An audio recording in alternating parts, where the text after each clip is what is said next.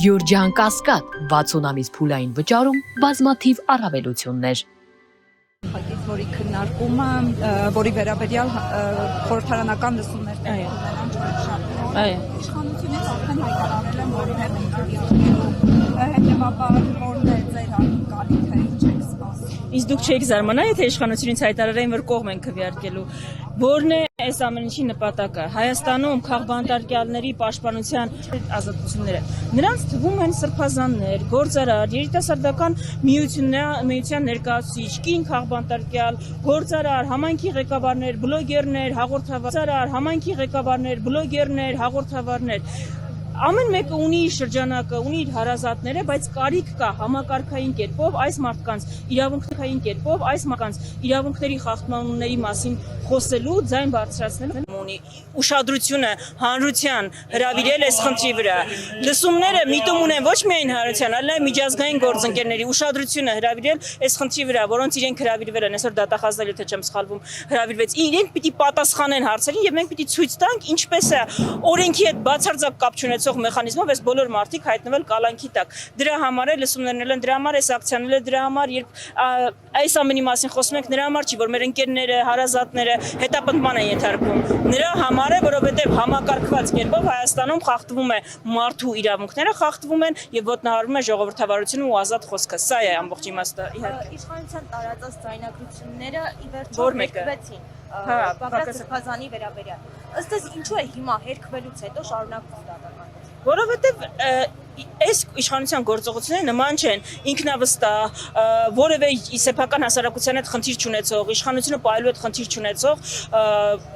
իշխանության գործողությունների։ Ռեպրեսիաները վկայում են մի պարզ բանի մասին, իշխանության համար խնդիր են, բոլոր են առաջին հերթին կառույցները, որոնք կարող են ապահովել մոբիլիզացիա։ Դրա համար կուսակցությունները, եկեղեցին, հարվածի տակ է։ Խնդիր են նաև անհատները, ցանկացած անհատ։ Տեսեք, կլինի դա զոհված ծնողների միավորում, թե կլինի Բաղրատ Սրբազանով կարողանում է մոբիլիզացիա ապահովել, իշխանության համար խնդիր է։ Ինչու հենց օգոստոսի 8-ին ընդառաջ ձերբակալվեցին, հրապարակվեցին այդ ձայնագրությունները, թարգմանվեցին անգլերեն ու հրապարակ բան արեցին, մարդիկ ձերբակալվեցին։ Պարզ էր, չէ, որ իշխանությունները խնդիր ունեն, որպեսզի ցույց տան, ում պիտի ցույց տան։ Ես հարց եմ տալիս, ում առաջ են պարտավորություն ստանձնել ցույց տալու, որ իրենք երկրի ներսում որևէ խնդիր չունեն եւ բողոք չկա։ Եթե բողոք չկա, ինչու եք մարդկանց լցնում բանտերը, մարդկանց վրա կրակում, հետո ասում դե եկեք մեզ բան արեք, իշխանությունից հեռացրեք։ Եթե խնդիր չունեք, եթե որևէ խնդիր չկա, մարդկանց վրա ինչու են կրակում։ Մարդկանց ընդդիմության առաջնորդներ կլինի, բոլորը, ովքեր շարժման առաջնորդ են եղել, հետապնդվել են, քրեական գործ կա։ Համայնքի ղեկավարներ, 14 համայնքի ղեկավար ընդդիմադիրով ընտրվել է, իրենք հետապնդել են։ Եթե խնդիր չունեն, որևէ վախ չունեն, այս բոլոր մարդիկ ինչու են հետապնդվում։ Հետապնդվում են, որովհետև կարող են սպառնալիք հանդիսանալ տարբեր ժամանակներում։ Տեսեք, երբ ասում եմ սպառնալիք, դա այն չէ, որ հենց հաջորդ օրը կարող են իշխանությունը փոխել, բայց իրենք կարող են մարդիկ մոբիլիզացնել եւ դրանով վտանգավոր են իշխանության համար։ Կալանավորած անձանց խափանման միջոցները հերթափոխվում են, այսօր էլ 3-4 խափանման միջոցները փոխվել են։ Դա լավագույնս ցույց է տալիս, որ սա դասական քաղաքական հետապնդում է, ինչ են մեզ ասում։ Ձայնագրությունները հրապարակեցին, ասացին, որ իրենք ամենավտանգավոր ահաբեկիչներն են, որ կարող են աշխարհի երեսին գոյություն ունենալ։ Մենք փաստարկում էինք, որ դա նախ այդպես չի, ապացուցվել դա ձայնագրությունների ամբողջական տարբերակների մի մասի հրապարակումով։ Երկրորդը ասում ենք, լավ, խափանման միջոցներ ինչու եք ամենախիստը կիրառել։ Չէ՞ որ այդ մարդիկ ուր պիտի գնան այս երկրից, ասում են, ոչ, իրենք վտանգավոր հանկարծ եթե ազատության մեջ լինեն ահաբեկություն կանեն, բայց հիմա ինչու եք փոխում։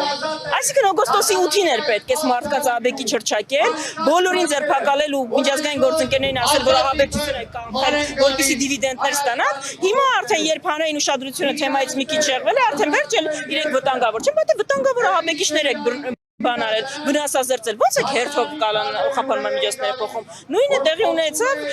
հոգևորականի հետ, ում վերագրվում էր ամենասարսափելի, չէ՞, մարդկանց գյուլելը եւ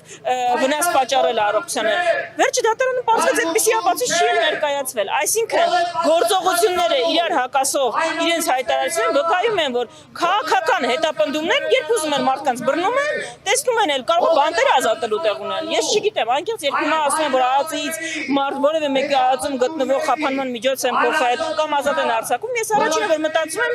ում պիտի տանեն ԱԱԾ-ը, որ այդտեղ չկա, որովհետև Հայաստանի բանտերում արդեն տեղ չկա այս մարդկանց քաղաքական հետապնդվող այս մարդկանց կողմից քաղաքական հետապնդվողներին տեղավորելու համար։